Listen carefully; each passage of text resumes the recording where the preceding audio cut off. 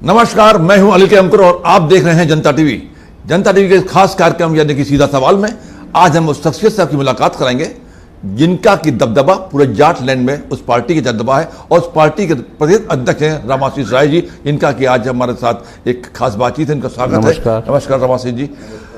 जिस तरीके से उपचुनाव चल रहे हैं और उपचुनाव में 9 सीटों पर भारतीय जनता पार्टी ने अपने कैंडिडेट अनाउंस कर दी है, मतलब तय हो गया है कि कौन कौन कैंडिडेट कहाँ होगा, लेकिन पार्टी के अभी नाम नहीं आया, लेकिन एक सीट आपको दी गई है, जबकि उस पार्टी के एक बहुत बड़े जिम्मेदारी पश्चिम उत्तर प्रदेश की आपके पास थी। और अब क्या आप उस एक सीट से संतुष्ट हैं? देखिए, एनडीए के तरफ से हम सब लोग मिलकर लड़ रहे हैं। आपस में बातचीत हुई थी और हम लोगों की योजना थी कि उत्तर प्रदेश में पिछले बार जो लोकसभा में कमियां रह गई थी या भय और भ्रम पैदा करके जिस तरह से चुनाव प्रभावित किए गए थे, वो स्थिति दोबारा न उत्तर प्रदेश में पैदा हो। इसके लिए जो भी उपचुनाव जब भी होंगे तो हम सब लोग जीतें, सारी सीटें जीत जाए, इसके लिए बैठ करके हम सारे लोगों की योजना बनी थी। उसी क्रम में हमारे पार्टी के राष्ट्रीय अध्यक्ष जयंत चौधरी जी ने सभी जो यहाँ 10 उपचुनाव होने थे उसमें से 9 घोषित हुए हैं, उन सभी सीटों पर हमें दौरा करके और लोक दल की स्थानीय कमेटियों को मजबूत बनाने का निर्देश दिया था। हमने 15 सितंबर तक पूरे उत्तर प्रदेश के सभी 10 विधानसभाओं में हमने स्थानीय लेवल पर दौरा करके मीटिंगें करके बूथ लेवल तक हम अपने संगठन को ले जाने का रणनीति बना करके और काम शुरू किए हैं, प्रारंभ किए हैं।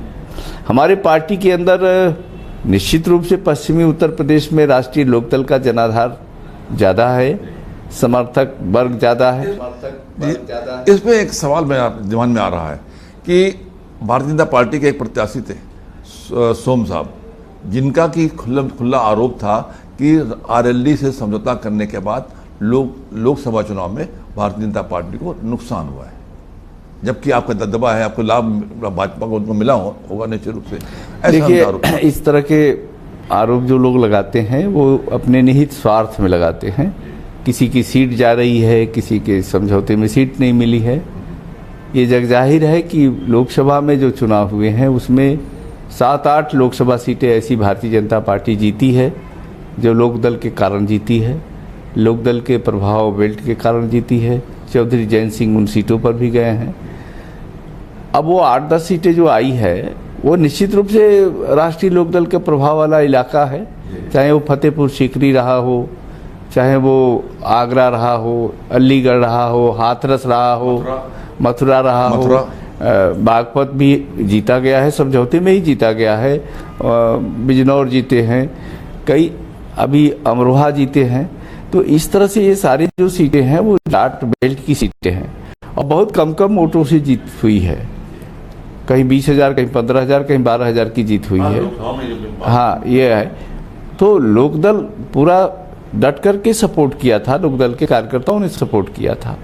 इसलिए ये कहना कि ज़्यादा हमें लाभ नहीं हुआ, अब इससे ज़्यादा लाभ की क्या उम्मीद की जा सकती। आपने इतना लाभ पहुंचाया और आपको 9 में से 1 सीट दी, आप इससे कितना संतुष्ट? देखिए, निश्चित रूप से समझौते में कुछ लेन देन करना पड़ता है। कभी हमारी सीटें, हमें उम्मीद थी कि खैर विधानसभा एक सीट ऐसी है जिसे मिनी छपरौली कहा जाता है।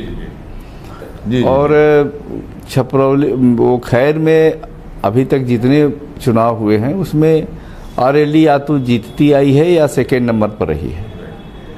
तो खैर में जो वहाँ का ज़मीनी समीकरण था वो राष्ट्रीय लोकदल के पक्ष में था। तो कार्यकर्ताओं का एक दबाव था कि खैर की सीट भारतीय जनता पार्टी से लेनी चाहिए। आज भी कार्यकर्ताओं के बहुत फ़ोन आ रहे थे कि खैर नहीं मिला, मिनी छपरौली है, ये सब चीज़ें तो है, लेकिन पार्टी ने जो तय कर दिया, एनडीए के नेताओं ने सोच समझ करके तय हुआ होगा। तो जो सीटें मिली है अब वो लड़ेंगे। नहीं तो मिनी छपरौली कहा जाने वाला खैर, उन कार्यकर्ताओं को आप लोग कैसे समझाएंगे कि नहीं भाई, मतलब पार्टी का फैसला है, आप जाइए वहाँ वोट डाल के आइए? देखिए, पार्टी का संगठन है, पार्टी के नेता हैं, कार्यकर्ताओं को मनाना पड़ता है। हम लोकसभा में भी हमारे पहले अलायंस में जहां हम लोग थे वही 7 सीट का ऑफर किए थे। जब भारतीय जनता पार्टी के अलायंस के साथ गए तो मात्र 2 सीटें मिली और 2 सीट में ही हमें कार्यकर्ताओं को संतुष्ट करना पड़ा। उस समय भी हमारे दल के कार्यकर्ताओं की इच्छा थी कि कम से कम 4 सीट लेनी चाहिए, 4 सीट से कम पर समझौता नहीं होनी चाहिए। तो आपके साथ लगातार दांव हो रहा है, उस दांव से लेकर के कार्यकर्ताओं को आप लोग कैसे समझाते हैं कि भैया नहीं, अब एक बार हो गया, फिर हो गया, फिर हो गया, तो ये कैसे है? परिस्थितियां हैं और नेतृत्व का निर्णय है। हमारे जो आज केंद्र की सरकार है उसने बहुत बड़ी जिम्मेदारी दिया है चौधरी जयंत सिंह पर। भाई पूरा चौधरी चरण सिंह के जमाने से लेकर के आज तक, मतलब चौधरी चरण सिंह, अजीत सिंह, फिर जयंत जी, तो जितना जाट है वो तो ब्लाइंडली आप लोगों के मतलब देवता की तरह मानता है वहाँ पे। तो उनको कैसे समझाएंगे कि उनके देवताओं का इस तरीके से भारतीय जनता पार्टी यानी कि जिनसे उनका गठबंधन है वो आपको अनदेखी कर रहा है? अब कुछ सोच समझ कर ही निर्णय हुआ होगा। गठबंधन में ये हर व्यक्ति, हर दल की बात, सभी बातें स्वीकार नहीं की जाती है। गठबंधन में सबकी बात, सबकी राय लेनी पड़ती है और सबकी बात में कुछ आगे पीछे करना पड़ता है।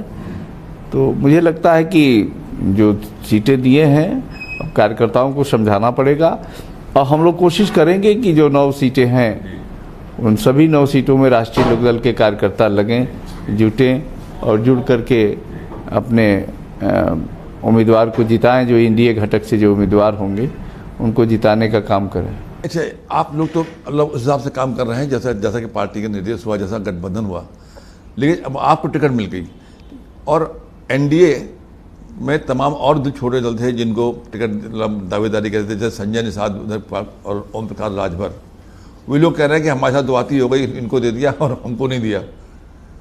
तो आपको कि किस किस दृष्टि से देखते हैं ये चीज़?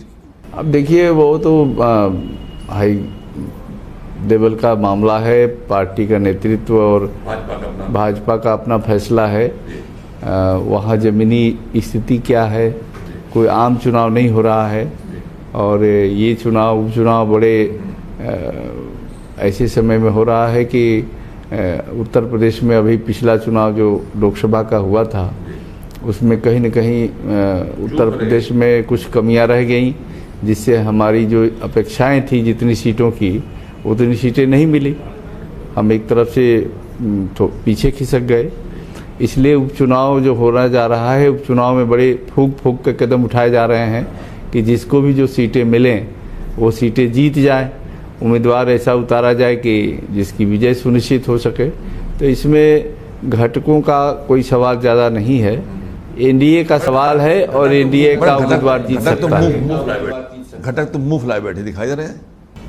थोड़ा बहुत टिकट पर घोषणा होते समय थोड़ी बहुत मरमरी रहती है थोड़ा, लेकिन बाद में सब समझ जाता है, ठीक हो जाता है। तो उनकी नाराजगी, मतलब आपको क्या लगता है कि पूर्वांचल में उनकी नाराजगी किस हद तक इस गठबंधन को नुकसान पहुंचा सकती है या नहीं पहुंचाएगी कि साथ आ नहीं, देखिए मुझे नहीं लगता है कि बहुत कोई ज़्यादा नाराज़गी होगी, क्योंकि उत्तर प्रदेश सरकार में ओम प्रकाश राजभर जी की स्थिति बहुत मजबूत, उन्होंने विभाग मिला हुआ है। उनको ऐसा विभाग दिया गया है कि जो पब्लिक से जुड़ा हुआ विभाग है। हमारे दल को ऐसा विभाग नहीं मिला हुआ है। हमारे दल का तो कार्यकर्ताओं की शिकायत है कि ऐसे विभाग दे करके मंत्री जी कर क्या रहे हैं। नहीं, हमारे वो साइंस विभाग है, तो साइंस में तारामंडल दिखाना और बच्चों में विज्ञान के प्रति जागरूकता करना, जिले में कोई उसका कार्यालय भी नहीं है। तो हमारे 9 विधायक हैं और 9 विधायकों में राज्यसभा का चुनाव हुआ तो हमारे पार्टी के सभी विधायकों ने अपने मताधिकार का प्रयोग भारतीय जनता पार्टी के लिए किया, लेकिन दूसरे घटक के दलों में कई इधर उधर भी हो गए। तो हमने तो जहां हमारे समझौता जिसके साथ हो जाता है, प्रामाणिकता के साथ राष्ट्रीय लोकदल अपनी भूमिका का निर्वाह करता है, अपना योगदान करता है। मतलब को दर्द, इस बात का दर्द तो झलक रहा है कि मतलब किस तरीके से आपके साथ मतलब साइड लाइन कर दिया जाता है, जबकि मेहनत आप पूरी ज़्यादा करते हैं, ज़्यादा विधायक लाते हैं, जॉर्ज बेल्ट में भी ज़्यादा मदद करते हैं, उसके बावजूद आपको पार्टी मतलब जो सरकार में उतनी अहमियत नहीं दी जाती है। वो तो अब नेतृत्व को समझना चाहिए, जो जिसका जो जितना योगदान हो उसको महत्व मिलना चाहिए, वैसे मिला हुआ है। हमारे दल के नेता को भी प्रधानमंत्री का जो उनके एजेंडे में सबसे महत्वपूर्ण विभाग है कौशल विकास, जिसका बजट भी इस बार सरकार ने 2-3 गुना कर दिया है, उस विभाग की जिम्मेदारी हमारे राष्ट्रीय अध्यक्ष को दी गई है, चौधरी जयंत जी के ऊपर है। और शिक्षा राज्य मंत्री भी हैं। दोनों बड़े विभाग हैं, पूरे देश में इन दोनों विभागों की महत्ता बहुत है। तो राष्ट्रीय लेवल पर हमारे दल को भी सम्मान मिला है, हमारे नेता को भी सम्मान मिला है, महत्वपूर्ण विभाग मिला हुआ है। और वो पूरे देश में दौरा भी कर रहे हैं, नागालैंड, मणिपुर, त्रिपुरा से लेकर केरल तक अभी दौरा कर आए।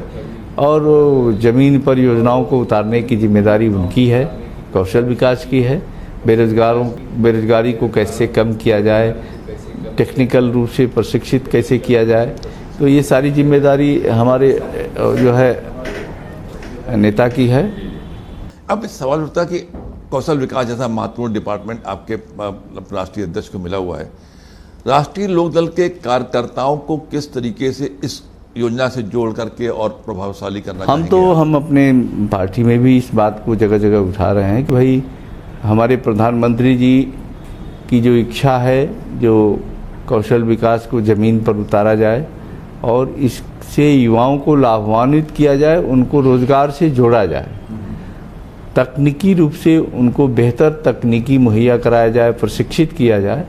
तो इसमें हमारे संगठन के लोग भी निगरानी कर सकते हैं कि केवल कागज़ों पर काम ना हो, ज़मीनी लेवल पर ये काम शुरू किए जाएं। मतलब राष्ट्रीय लोकदल के जो जागरूक कार्यकर्ता हैं उनको कहीं ना कहीं इस कौशल विकास में जोड़ करके, ताकि अच्छा बेहतर परफॉर्मेंस ये डिपार्टमेंट दे सके, ऐसी वैसी हम लोग कोशिश करेंगे, भविष्य में कोशिश करेंगे कि इस योजना से लोगों को जोड़ा जाए और पार्टी के जो जागरूक कार्यकर्ता हैं वो भी अपनी नज़र रखें कि लोगों को प्रशिक्षण मिल रहा है, नहीं मिल रहा है, कहीं कठिनाई तो नहीं आ रही है। कौशल विकास के जरिए में याद है कि बड़ी यहाँ पे लोग प्रशिक्षित करते थे और यहाँ उनको प्रशिक्षण देने के बाद बड़ी कंपनियों से, मतलब जो नेशनल लेवल की बड़ी कंपनियाँ, इंटरनेशनल लेवल की बड़ी कंपनियाँ, वहाँ पर उनको जॉब दिलवाते थे।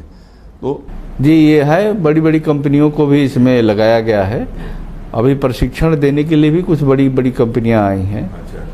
लेकिन ITI और जो प्राइवेट लोगों की ITI है उनको भी जोड़ा जा रहा है इसके साथ। देखिए बहुत से मामले में देखने को मिलता है कि बड़ी कंपनियां प्रशिक्षण देने का काम उस ढंग से नहीं कर पाती है जितना प्राइवेट लोग अपनी संस्थाओं के माध्यम से करते हैं। लड़कों को इकट्ठा करते हैं, उनको प्रशिक्षित करते हैं, क्योंकि उससे उनके संगठन को भी लाभ मिलता है और उन्हें फ़ायदा होता है। हाँ, बड़ी कंपनियों को जो प्रशिक्षित हो जाए, उनके अंदर उनको रोज़गार देने के लिए उन्हें काम में लगाया जाना चाहिए, उनको उसमें जोड़ना चाहिए। देखिए, आप तो ये हुई सरकार की बात जो कि केंद्र सरकार से लेकर के उत्तर प्रदेश को कैसे लाभ पहुंचाएंगे। अब हम आपके इतिहास में ना चाहेंगे कि आपकी जो मूल शुरुआत है वो भारतीय जनता पार्टी की है, ठीक है, और भारतीय जनता पार्टी में आप युवा मोर्चे के राष्ट्रीय अध्यक्ष भी रहे, ठीक। इतनी बड़ी पकड़ रखने के बाद अचानक क्या हुआ कि आप राष्ट्रीय लोकदल में आ गए? वो एक बड़ी घटना है। वो राष्ट्रीय अध्यक्ष पद हमारे उस समय प्रधानमंत्री जी कोऑर्डिनेटर थे हमारे युवा मोर्चा के, और युवा मोर्चा के हटने के बाद मुझे उत्तर प्रदेश में अपनी भूमिका का निर्वाह करना था। लेकिन बीच में परिस्थितियां ऐसी हुई कि यहाँ भारतीय जनता पार्टी कमज़ोर हो गई थी और BSP के साथ मिलकर के सरकार बनाई गई थी। हालांकि बहुत सारे नेता नहीं चाहते थे कि BSP के साथ मिलकर के सरकार बनाई जाए, लेकिन लोकल इन्फ्लुएंस के नाते और दिल्ली में कुछ लोगों की ये राय थी कि BSP से विधानसभा का उपचुनाव, ये चुनाव के बाद जो परिस्थितियां उत्पन्न हुई है, इसमें BSP से समझौता कर लिया जाए, आगे पार्लियामेंट में BSP हमारी मदद करेगी। लेकिन हमारे साथ बहुत से BSP के लोग थे विधान परिषद में, वो लोग कहते थे कि हम लोग नहीं, BJP को लोकसभा में मदद नहीं करेंगे और ये सरकार जो है लोकसभा के पहले टूट जाएगी। मैंने दिल्ली लोगों को बताया भी ऐसा था कि BSP पर भरोसा मत करिए, ये लोकसभा में नहीं साथ रहेंगी। और बीएसपी की तरफ से एक तरफा मुकदमे जो है अनुसूचित जाति उत्पीड़न के मुकदमे जो है भाजपा के वोटरों पर होने लगे थे, और इसे विधायक और भाजपा के वोटर दोनों क्षुब्ध थे, नाराज थे। फिर दिल्ली में विस्तार जब हो रहा था तो हम लोग एक बड़े नेता के यहाँ गए। उस नेता ने कहा कि रामाशीष जी, मैं नहीं चाहता हूँ कि ये सरकार जो है चले, और इस सरकार को हटाना ही भाजपा के हित में होगा। तभी उन्होंने भाजपा बचाओ अभियान की बात किया, और फिर हम लोग भाजपा बचाओ अभियान चलाए, जिसमें मुझे निलंबित किया गया। तो इसलिए भाजपा को बचाने के लिए हमें निलंबित होना पड़ा था पार्टी से। मतलब आपने त्याग दिया, बलिदान दिया पार्टी के हित में, पार्टी को बचाने के लिए। अच्छा, आपने पूरा जीवन उसमें काटा और भाजपा में, और काफी लंबे समय बाद आप इसमें आ गए आरएलडी में। अब भाजपा के संगठन के साथ आपका समझौता भी है, आरएलडी समझौता भी है। कैसा लगता है, कौन सी पार्टी? देखिए, भारतीय जनता पार्टी और पंडित दीनदयाल उपाध्याय की जो सिद्धांत और नीतियां थी वो गांव किसानों के हित में थी। उन्होंने एकात्म मानववाद दर्शन दिया था। व्यक्ति से समाज और समाज से राष्ट्र की कल्पना जो उन्होंने की थी, वही चौधरी चरण सिंह की भी वही कल्पना थी। और इसीलिए जब सम्मिलित गवर्नमेंट बनी थी तो जनसंघ की वजह से बनी थी। चौधरी चरण सिंह को 99 विधायक जनसंघ के जीत के आए थे 90 के आसपास, और उस समय उन्होंने 12 विधायकों को लेके जब चौधरी साहब कांग्रेस छोड़े थे तो जनसंघ ने उनको सपोर्ट दे करके उन्हें मुख्यमंत्री बनाया था उत्तर प्रदेश के। और मुख्यमंत्री बनने के बाद चौधरी चरण सिंह ने गन्ना किसानों के 7 रुपये प्रति क्विंटल गन्ने का रेट था, उसको 14 रुपये किया था। तो उस समय जनसंघ के सारे किसान नेता जीत के आए थे, और उन सब लोगों ने चौधरी साहब। आपने किसान की बात की आपने। इस चुनाव में पूरी तौर से लंबे समय से पश्चिम के किसान लगातार नाराज चल रहे थे सरकार से, ठीक है। अब फिर चुनाव आ गया है, उपचुनाव। किसान कितने साथ? देखिए, किसानों को हमारे अध्यक्ष जी ने भी समझाया कि हम लोग तो किसानों के उत्पादन का लाभकारी मूल्य मिले, ये हमारा मुख्य एजेंडा है, और हम इस पर हमेशा संघर्ष करते रहे हैं, सड़क पर भी संघर्ष करते रहे हैं। लेकिन कभी कभी ज़रूरी हो जाता है कि किसानों के हितों के लिए संघर्ष के साथ साथ अगर सरकार का सहयोग मिल जाए तो बहुत सारी समस्याओं का समाधान हो सकता है। ये टिकट बंधु जो लगातार आरोप लगाते हैं, राकेश टिकैत और नरेश टिकैत लगातार आरोप लगाते हैं, सरकार सुनी नहीं है। अब उनके आरोप का कोई बहुत अलग वो विषय है, लेकिन हमारे चौधरी अजीत सिंह जी जब कृषि मंत्री हुए थे तो गन्ना मिलें स्थापना को लेकर के 50 किलोमीटर का बैरियर था, उसको उन्होंने 15 कर दिया। और पश्चिमी उत्तर प्रदेश में जो आज चीनी मिलों की श्रृंखला दिख रही है, लंबी श्रृंखला दिख रही है, और उसका देन है चौधरी अजीत सिंह जी और उनका मंत्रिमंडल में रहना, सरकार में सम्मिलित होना। तो कभी कभी सरकार में सम्मिलित होकर के हम किसानों का ज़्यादा भला कर सकते हैं, उनकी समस्याओं का समाधान कर सकते हैं। इसीलिए आज जो हमारे जयंत चौधरी जी भी जो किसानों के लिए बहुत सी चीज़ों को, अभी हमारी सरकार ने जो MSP बढ़ा दिया, अभी प्रति 200 रुपया 300 रुपया प्रति कुंटल बढ़ाया है, तो धीरे धीरे हम सरकार को, हमारे नेता जब सलाह देंगे, सरकार में रहेंगे, तो रचनात्मक सुझाव और सलाह देकर हम सरकार से ये आग्रह करेंगे। और सरकार भी जागरूक है कि किसानों को उनकी आमदनी का लाभकारी मूल्य मिलना चाहिए। ये हमारे अटल बिहारी वाजपेयी, दीनदयाल उपाध्याय इन सब से चला आ रहा है, क्योंकि जनसंघ और भारतीय जनता पार्टी किसानों के लिए और किसानों के लिए समर्पित रही है। चौधरी चरण सिंह जी बिल्कुल। इस देश में अगर कोई किसी नेता की चर्चा होती है किसानों के हितों के लिए, तो वो चौधरी चरण सिंह और देवीलाल जी की चर्चा होती है। दो ही ऐसे नेता थे देश में। देवीलाल जी तो प्रधानमंत्री नहीं हो पाए, लेकिन चौधरी चरण सिंह देश के प्रधानमंत्री हुए। भारत रत्न हमारे चौधरी चरण सिंह को बाद मिला। लेकिन मौजूदा नेता पवार साहब हो गए। अब ये लोग तो अपना अलग अलग किसान नेता बन रहे हैं, लेकिन जो एक्चुअल किसान नेता थे, जिन्होंने किसानों के लिए तत्काल राहत उपलब्ध कराया, तमाम नीतियों में परिवर्तन लाया, नियम कानून को बदला। पहले तो नहर की पटरी पर बैलगाड़ी नहीं जा सकती थी, लेकिन चौधरी चरण सिंह जब मुख्यमंत्री हुए तो ये सारे बैरियर हटा दिए कि नहीं, ये नहरों पर हम चल सकते हैं, बैलगाड़ी भी चलेगी। आज नहरें उन्हीं की देन थी कि आज नहरें पीच हो रही हैं। जमीन नया लेने की ज़रूरत नहीं है, जो जमीन नहरों के किनारे है उसी पर जो है उसको बढ़ा करके और प्रधानमंत्री सड़क बनाई जा रही है। तो उनका दृष्टिकोण बड़ा था। अब ये बताइए कि आज तारीख हो गई, लगभग 20 तारीख हो गई है ना, 5 दिन बाद आखिरी दिन है नामांकन का। आप लोगों ने आज भी बैठक चल रही है हमारे यहाँ। क्या राजपाल सैनी आपके संभावित प्रत्याशी? नामों पर विचार चल रहे हैं। आज बैठक हो रही है दिल्ली में, आज भी है, कल में। आपने जो पैनल में आप थ्रू आप ही नाम गया होंगे, कई लोगों के नाम गए हुए हैं और वहाँ वो लोग, कुछ लोग वहाँ भी अप्लाई किए हैं हमारे राष्ट्रीय अध्यक्ष के पास, और जो भी नाम आया है हम लोगों ने अवगत करा दिया है। अब उसमें विचार करके आज शाम तक या कल तक अनाउंस हो जाएगा। तो एक ही और, ये चुनाव में आपको क्या लगता है कौन कौन से मुद्दे उभर के आएंगे उपचुनाव में? जैसे ये मिल्कीपुर को लेकर के बड़ी चर्चा है कि मंदिर काम नहीं आया, इसलिए तो वहाँ का चुनाव रुक गया चुनाव। ये क्या है, क्यों रुक गया? आपको लगता है कि चुनाव आयोग किसके? देखिए, पिछला जो चुनाव रहा लोकसभा का, वो चुनाव में प्रतिपक्ष ने भय और भ्रम पैदा करने की कोशिश किया था। संविधान खतरे में है, रिजर्वेशन समाप्त हो जाएगा, इस प्रकार का वातावरण निर्माण किया गया पूरे देश में, पूरे प्रदेश में। उसका असर कहीं न कहीं लोगों में पड़ा, और जिसके कारण बहुत सी सीटें जो हम लोग जीतते थे वो रमा सिंह जी के बारे में बताते हैं कि रमा सिंह जी आरएलडी के प्रदेश अध्यक्ष हैं, लेकिन भाव से, आत्मा से अभी भी जो भाषा है वो भाजपा वाली ही आती है। जी, वो आप सब बता रहे थे उत्तर किस तरीके से क्या कर रहे हैं।